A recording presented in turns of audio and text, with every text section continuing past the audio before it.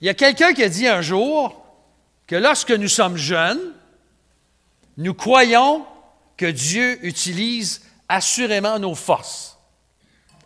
Mais en vieillissant, nous nous rendons compte que Dieu se sert plutôt de nos faiblesses. Seriez-vous d'accord avec un tel énoncé? Je pense qu'il y a une grande sagesse dans cet énoncé-là.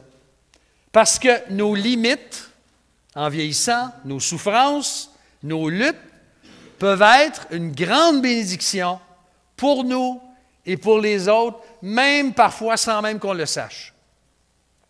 On connaît tous cet énoncé de l'apôtre Paul. En effet, quand je suis faible, c'est alors que je suis fort. Ce qu'on appelle un paradoxe.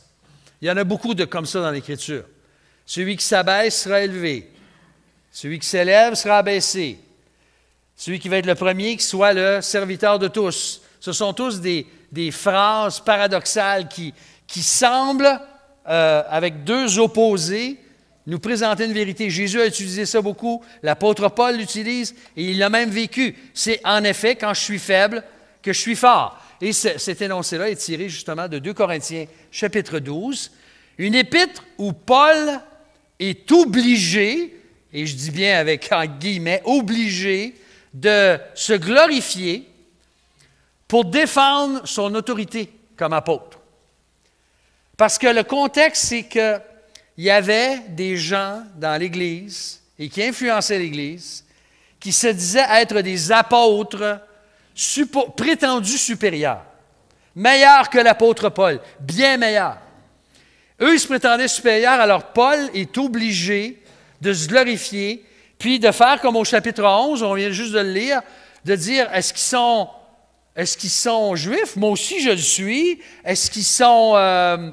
qu'est-ce qu'il ajoute là? Sont-ils hébreux? Sont-ils de l'ascendance d'Abraham? Sont-ils des serviteurs de Christ? Et puis là, il donne tout un catalogue des souffrances qu'il a vécues. Et il dit, voici la démonstration que je suis vraiment un serviteur de Jésus-Christ. Et ces gens-là, ils ne pouvaient certainement pas dire qu'ils avaient souffert comme l'apôtre Paul l'avait fait. Alors, Paul, dans l'Épître, utilise un langage où il se glorifie, c'est-à-dire qu'il doit mettre de l'avant certaines choses personnelles. Et là, on arrive au chapitre 12, justement, où il partage des visions qu'il a eues, des révélations que Dieu lui a accordées, et tout particulièrement comment la puissance de Dieu s'accomplissait dans sa vie, non pas par la force, non pas par des qualités charismatiques incroyables, mais par quoi? Par la faiblesse. Alors, lisons ensemble la suite de ce qu'on vient de lire dans 2 Corinthiens 11. On va lire au chapitre 12, versets 1 à 10. Voici ce que Paul affirme. Il dit ceci, il faut se glorifier, cela n'est pas bon. Il le reconnaît dès le départ. J'en viendrai néanmoins à des visions et à des révélations du Seigneur. Je connais un homme en Christ qui, voici, 14 ans. Était-ce dans son corps? Je ne sais. Était-ce hors de son corps? Je ne sais. Dieu le sait. Cet homme fut ravi jusqu'au 3e ciel.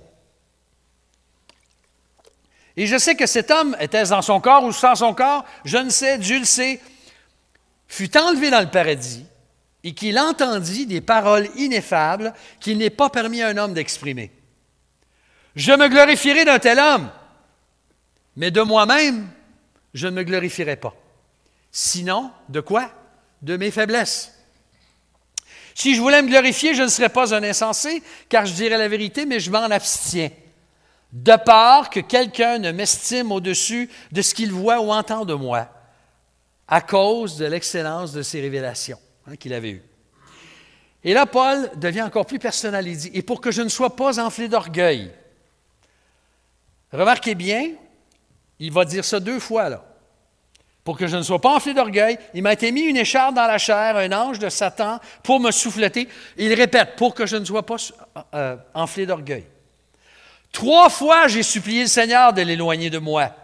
Et il m'a dit, cette phrase qu'on connaît bien, « Ma grâce te suffit, car ma puissance s'accomplit dans la faiblesse. » Je me glorifierai donc bien plus volontiers de mes faiblesses, afin que la puissance de Christ repose sur moi. Et là, Paul dit une chose incroyable. Il dit, c'est pourquoi je me plais dans les faiblesses, dans les outrages, dans les privations, dans les persécutions, dans les angoisses, pour Christ. En effet, quand je suis faible, la phrase que j'ai citée tout à l'heure, c'est alors que je suis fort. Vous parlez d'un paradoxe, vous en avez tout un ici, dans ce texte. Tout un paradoxe. Dans ce texte, dans ce récit, nous avons la démonstration d'une contradiction apparente. Nous sommes vainqueurs dans nos vies, dans le combat spirituel dans lequel Dieu nous a fait entrer lorsqu'on a placé notre foi en Jésus-Christ. Dans ce combat-là, nous sommes vainqueurs non pas dans la puissance, mais lorsque nous sommes faibles. Maintenant, vous allez me dire, « Hey, ça, c'est pas mal contraire à ce qu'on entend aujourd'hui dans notre monde. Aujourd'hui, dans le monde, il faut être fort, il faut être solide, il faut être... si vous êtes une femme, il faut que vous soyez une superwoman, il faut que vous soyez rempli de force pour pouvoir accomplir de grandes choses. » Mais pourtant, l'apôtre Paul nous dit que c'est dans la faiblesse que la puissance de Dieu se manifeste. Alors, Paul, d'abord, on va regarder 4 parties. On va parcourir ce texte avant de prendre le repas du Seigneur ce matin ensemble. Paul, d'abord, avait expérimenté une vision très particulière dans les versets 1 à 6. Et il faut comprendre pourquoi Paul se met à parler de cette vision qu'il a eue ou de ces visions. Les chrétiens de Corinthe, influencés par ces prétendus apôtres supérieurs, voulait évaluer l'apôtre selon les accusations de ces hommes-là qui se vantaient d'avoir des visions, des révélations, qui se vantaient d'une supériorité spirituelle.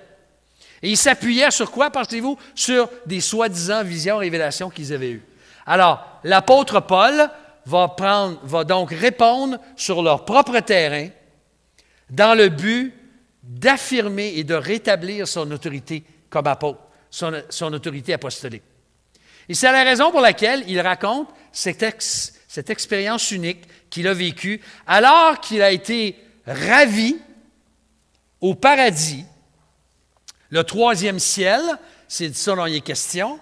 C'est plus haut que les avions, là, hein, à 33 000 pieds, là, c'est pas mal plus haut que ça. Là. C'est une expression, en fin de compte, chez les Juifs qui voulait dire dans le paradis, dans la présence même de Dieu. Et il nous raconte qu'il avait reçu ces révélations non pas comme un super apôtre, mais vous remarquez comment il commence son texte? Il dit, je connais un super apôtre? Non, je connais un homme en Christ. Était-ce dans son corps? Je ne sais. Est-ce qu'il était ravi de son corps? Je ne le sais pas. Je sais que cet homme, il a été ravi comme un homme. C'est un homme qui a vécu cette expérience-là. Et si les paroles qu'il a entendues semblaient ineffables, c'est ce qu'il dit, furent ineffables, ça ne signifie pas qu'il a vécu une expérience tellement extatique qu'elle ne pouvait pas être racontée à personne ou qu'il ne pouvait pas la mettre en parole. Non, c'est ce qu'il a entendu, ça ne pouvait pas être expliqué ou raconté dans des termes compréhensibles dans notre réalité humaine à nous. Ce n'était pas possible de comprendre ce qu'il avait vécu.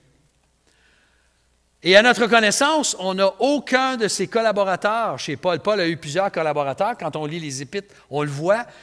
Il semble qu'aucun de ces hommes avait vécu de telles expériences-là, mais Paul les a vécues. Et elles furent sûrement ineffables aussi dans le sens, non pas qu'elles étaient superflues. Pourquoi est-ce que Paul a vécu ça? Non, Paul nous le dit dans le texte. Pour que je ne sois pas enflé d'orgueil. Il parle de l'excellence de ces révélations-là. Donc, de façon privée, il a reçu cette vision-là, il a été ravi au ciel, il a vécu ça comme un privilège unique, incomparable, et probablement que Dieu lui a donné cette vision-là, principalement, pourquoi pensez-vous? Pour l'encourager, pour le fortifier dans son ministère. Dû la nature que Paul avait comme ministère, qui était quand même très particulière comme apôtre des païens. Alors, le contenu ne pouvait pas être partagé, mais il nous dit quand même qu'il avait vécu ces visions-là. Et en plus, il refuse de se glorifier. Vous avez remarqué dans la lecture qu'on a faite? Il refuse de se glorifier. Il refuse de se vanter d'avoir reçu de telles révélations. Vous avez remarqué que la plupart des gens passent une bonne partie de leur vie à craindre que les autres les sous-estiment. Vous êtes d'accord avec ça? On veut tellement pas que les gens nous sous-estiment. L'apôtre Paul, lui, il a l'air préoccupé par le fait que des gens le voient supérieur à ce qu'il était. Il y a toute une leçon pour nous. Hein? Il ne voulait pas que sa réputation repose sur des visions, des révélations inexprimables, des expériences extatiques et surnaturelles. C'est toute une leçon, ça, pour plusieurs grands, supposément prédicateurs aujourd'hui, à l'Internet et à la télévision et ailleurs. Et je ne suis pas en train de dire qu'ils sont tous comme ça, mais combien recherchent la popularité, combien recherchent la gloire, et que leur ministère repose beaucoup sur des choses extraordinaires, supposément qu'ils font, des miracles et des signes et tout ça. Mais l'apôtre Paul, lui, ne voulait pas passer pour un initié, comme quelqu'un qui était complètement au-dessus de nous. Non, c'est sa vie, sa persévérance dans les souffrances, sa conduite, ses paroles étaient au service de son témoignage et non pas des choses sensationnelles. Et là, on a une grande leçon. On n'a pas à chercher, frères et sœurs, des choses incroyables dans nos vies. Dieu est capable de faire des choses incroyables, on le sait, on le croit. Mais le succès ne repose pas sur ces choses-là dans notre vie.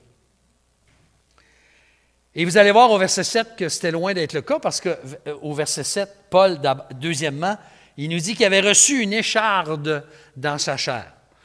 Si le français est votre deuxième, troisième, quatrième ou même cinquième langue, il y en a là, que c'est rendu on a des gens dans l'Église dont le français, c'est à peu près la cinquième langue. Alors, j'admire leur courage. J'ai de la misère des fois à bien prononcer des mots dans une deuxième langue. Alors, je me dis, c'est incroyable. Une écharde, hein? Lorsqu'on prend un bon morceau de bois, là, une petite image très simple, et puis qu'on se rentre un petit morceau dans la peau, on appelle ça une écharde. C'est un petit bout qui nous achale. Il a beau être minime, mais une fois qu'il rentre dans la peau et qu'il commence à infecter, on dirait que tout notre corps commence à se concentrer là-dessus. Une écharde dans la chair. Alors, il semble que Paul, selon le verset 7, il semble que Paul n'ait pas été le seul à décider qu'il demeurerait humble, qu'il ne se vanterait pas.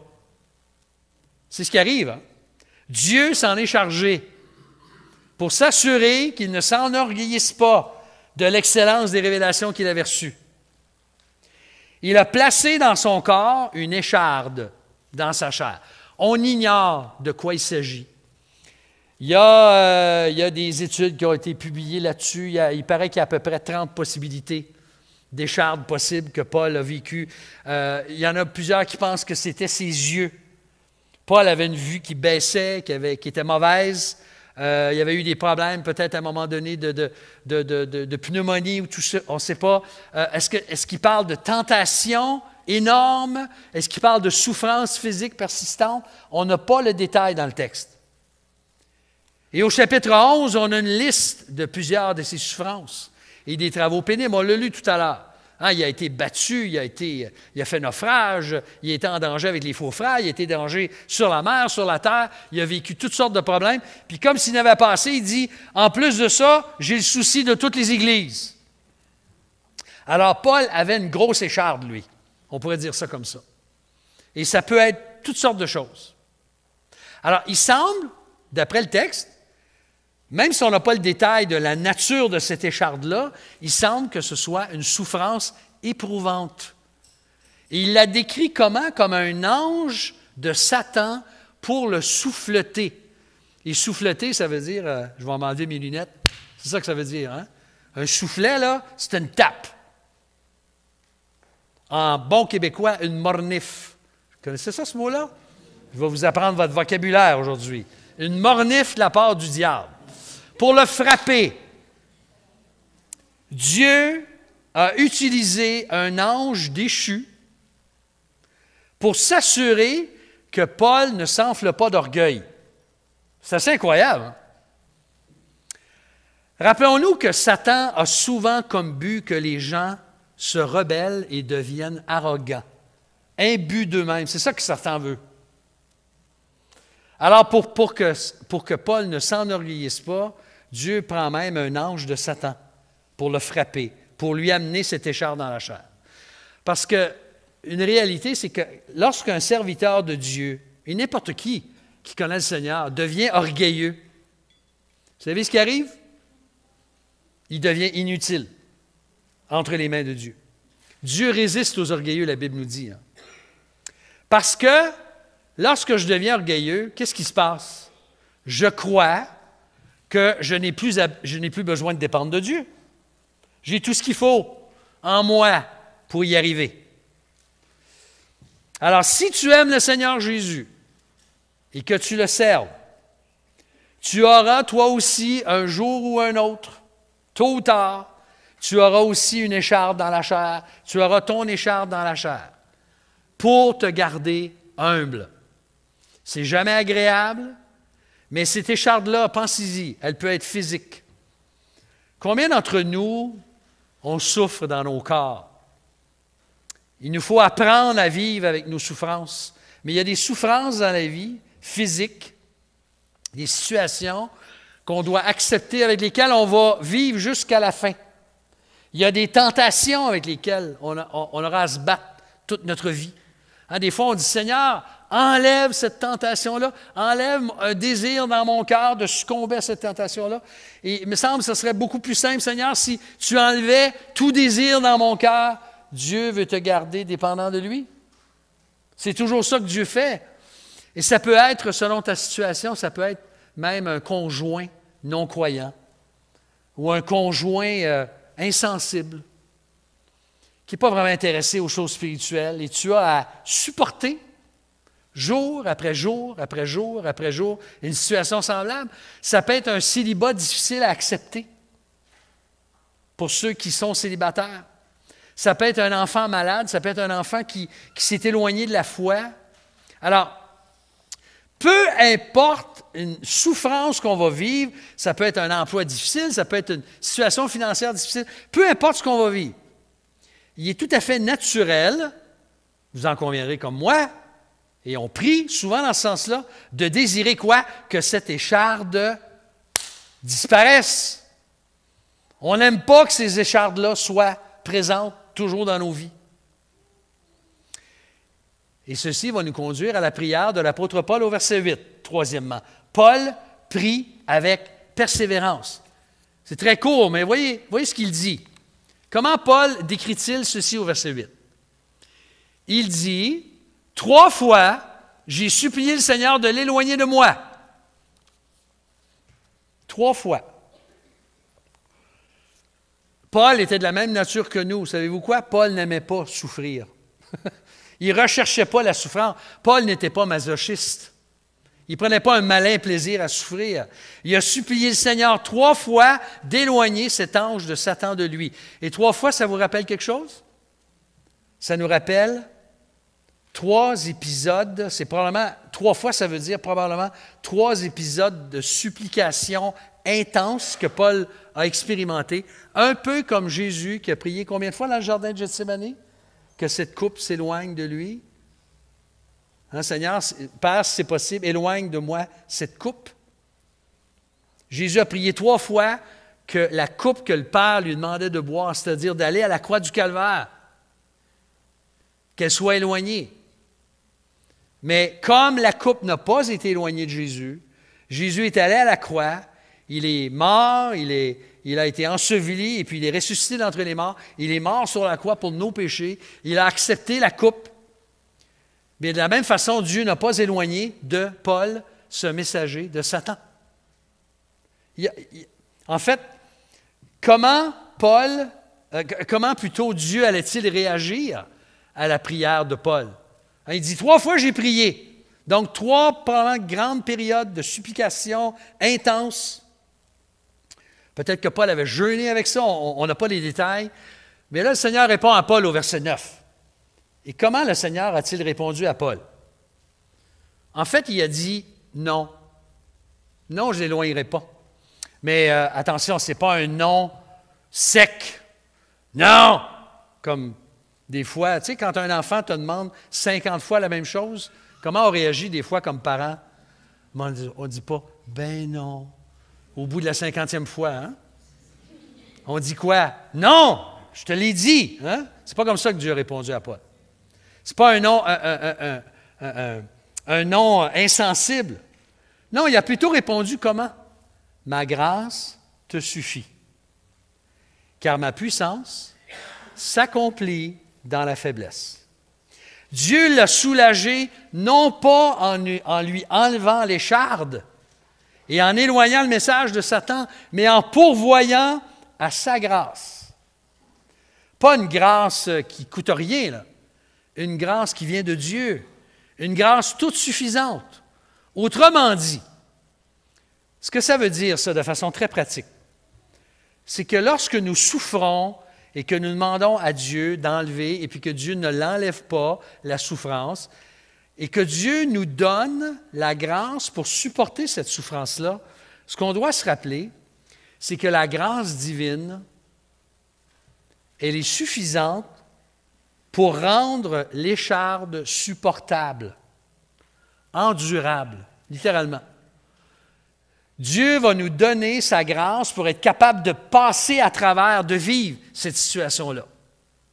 Et ceci soulève une question très importante dans le monde chrétien aujourd'hui. Moi, j'ai beaucoup de difficultés à comprendre, peut-être que c'est une grâce que j'ai reçue, mais j'ai beaucoup de difficultés à comprendre ceux et celles qui disent qu'il faut toujours être guéri.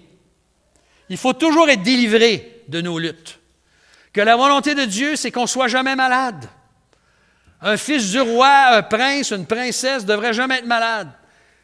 La maladie, ça vient du diable, c'est de Satan, et un enfant de Dieu doit réclamer à tout prix la guérison.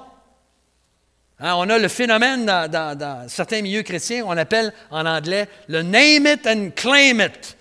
Tu le nommes, tu le réclames, tu vas être triomphant, tu vas l'avoir, et que si on ne le fait pas, on manque de foi dans le combat spirituel. On est des losers, nous autres, parce qu'on ne fait pas ça. Attendez un petit peu. On va faire comme j'ai déjà vu dans une bande dessinée. On va prendre la table, là, la partie d'échecs, puis on va la revirer de bord. Je vais vous inviter à réfléchir avec moi un instant. N'est-ce pas un manque de foi de penser que je dois toujours être guéri ou délivré de tout ce que je vis? Puisqu'il me semble, par cette compréhension-là, s'il faut toujours que je sois guéri, puis que toujours je sois délivré, puis que Dieu doit toujours enlever la difficulté, qu'est-ce que je suis en train de dire à Dieu? Bien, je ne te fais pas confiance. Je ne fais pas confiance à ta grâce. Ta grâce n'est pas suffisante dans mon épreuve et dans ma souffrance. Si je demande toujours à Dieu d'enlever la difficulté et puis que je deviens désillusionné ou amer s'il ne le fait pas ou s'il tarde à répondre, j'affirme, en fin de compte, consciemment ou non, que la grâce de Dieu, elle est quoi? Elle est insuffisante. Et en cela, ça, c'est un manque de foi. Voyez-vous? Hein, on a reviré la table de bord. C'est un manque de foi de dire que Dieu, de ne pas prier que Dieu me délivre? Non, non. Je peux prier que Dieu me délivre, que Dieu enlève l'écharde. Paul le fait. Mais si Dieu dit non ou Dieu dit attends, qu'est-ce que je vais faire? Je vais faire confiance à sa grâce toute suffisante. Et ça, c'est la foi. Parce que s'il faut toujours que je sois délivré, pour moi, ça, c'est un manque de foi. Parce que je suis en train de dire à Dieu, ta grâce n'est pas suffisante. Voyez-vous la logique? Vous me suivez, là? Ça va? Je ne suis pas sûr de certains, là. Je ne peux pas lire vos pensées, hein? C'est correct. Dieu merci. Je suis content que vous ne puissiez pas lire les miennes non plus. La réponse du Seigneur a été également la suivante. Il a dit, ma grâce te suffit. Mais qu'est-ce qu'il a ajouté? Car ma puissance, ça aussi c'est très important dans la réponse, car ma puissance s'accomplit dans la faiblesse. Plus l'épreuve d'un enfant de Dieu est grande, plus la grâce de Dieu sera proportionnelle et suffisante pour cette épreuve. Moi, je le crois de tout mon cœur. Sinon, je décroche. Sinon, Dieu n'est pas digne de confiance. Mais pourtant, je l'ai vu combien de fois dans des situations où des gens, en 40 ans de ministère, là, 45 ans, j'ai vu comment j'ai vu Dieu à l'œuvre dans des situations où c'était très, très difficile, très pénible pour les gens. Et les gens m'ont dit, avec le temps, je me sens entouré de la grâce de Dieu dans cette souffrance. Dieu, par sa grâce, me rend capable de supporter et d'endurer et de persévérer dans cette souffrance-là. Alors, plus l'épreuve est grande, plus la grâce de Dieu va être proportionnelle. Parce que la grâce de Dieu se manifeste dans la faiblesse. Elle ne se manifeste pas dans la force. Et je vous dis, c'est exactement le contraire du discours triomphaliste qui prévaut dans tellement de milieux chrétiens aujourd'hui, de nos jours. On entend toujours le contraire, presque. Mais il est temps qu'on rectifie le tir. Ma grâce te suffit. Ma grâce te suffit parce que j'accomplis. C'est dans la faiblesse que tu vas être fort. Donc, selon Paul et selon la réponse de Dieu, nous voyons que la faiblesse même devient un instrument de Dieu par lequel Dieu démontre sa grâce toute suffisante. Et pensez-y un instant. Regardez votre vie un instant. Là, je vais vous inviter là, à prendre un instant de recul avec moi. Regardez votre vie jusqu'à ce jour, depuis que le Seigneur est venu vous chercher, même avant.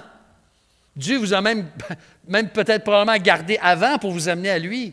Mais n'est-ce pas dans les moments de grande faiblesse, de limites étirées, alors que l'élastique était rendu au bout?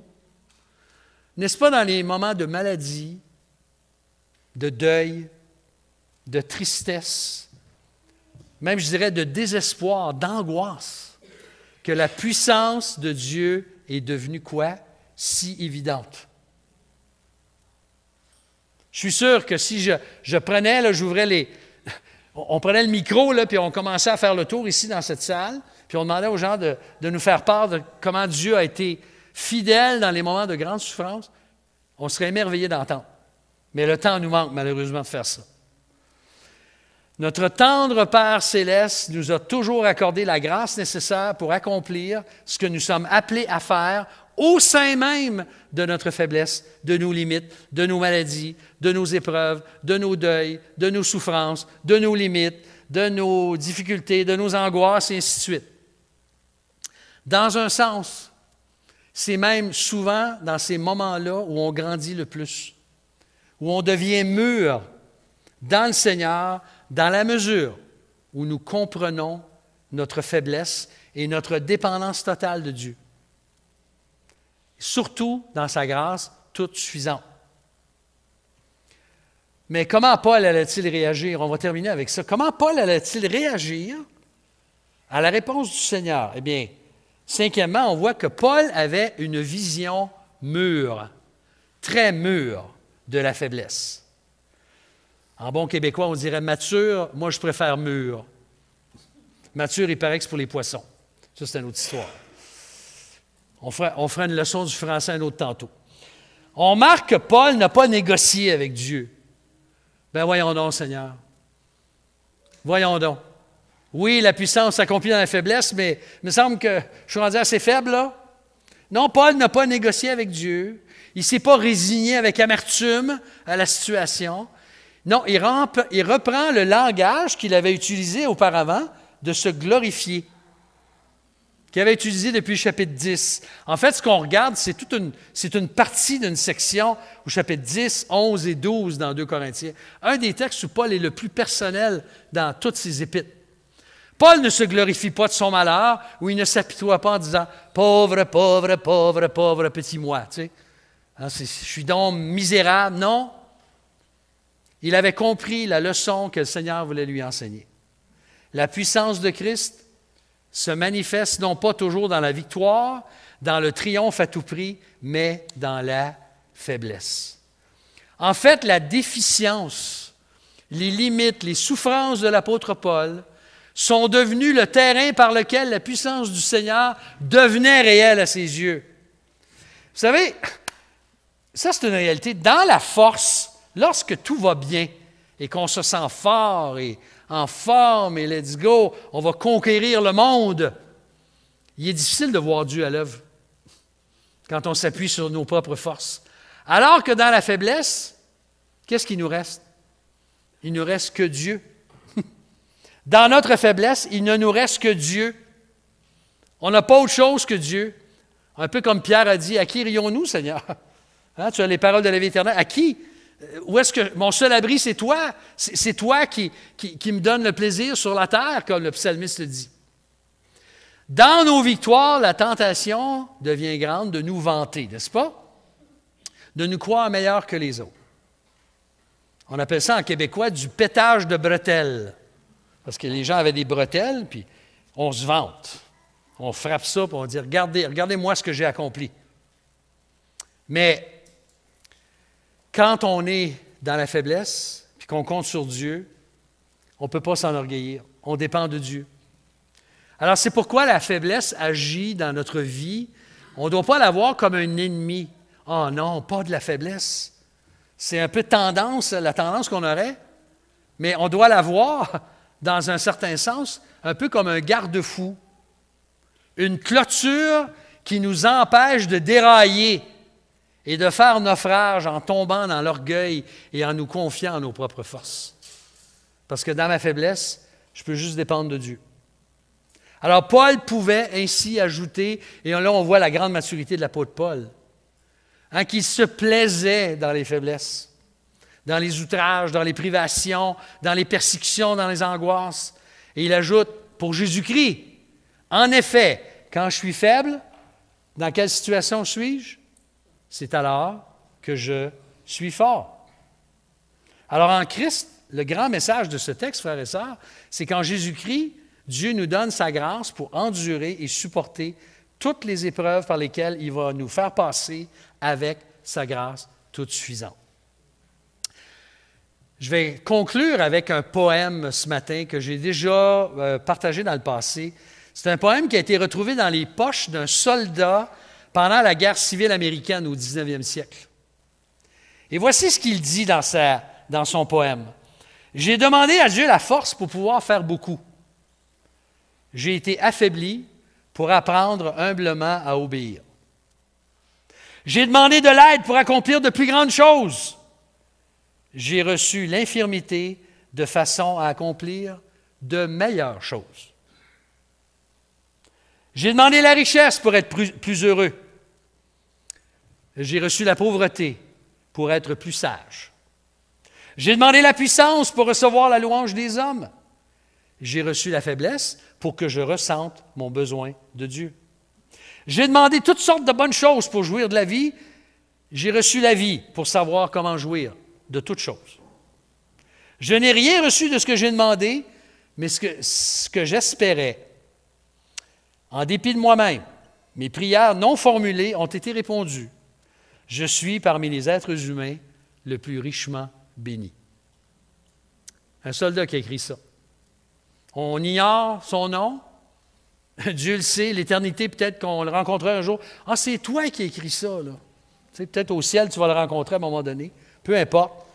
Mais c'est merveilleux de savoir que, en Christ, dans toutes nos demandes à Dieu, on peut se rappeler que nous sommes vainqueurs dans notre faiblesse. Tu te sens faible aujourd'hui? Bienvenue au club.